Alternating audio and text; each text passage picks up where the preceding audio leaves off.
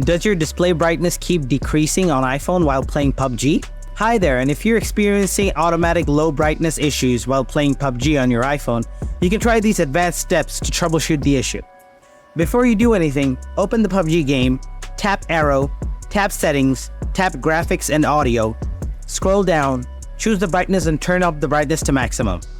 Also, disable auto adjust for brightness. After that, follow this. Solution 1.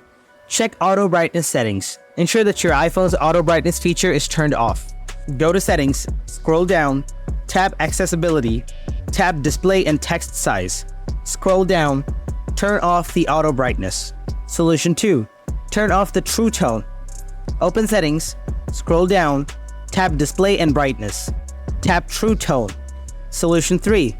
Disable low power mode. Open settings, scroll down, tap battery, tap low power mode, disable it from here. Update your phone. Open settings, scroll down, tap general, tap update. Now if you find any new updates, then update the app. After following all of these steps, if you still have dimming issues, then please let me know in the comment section. And as always, thanks for watching.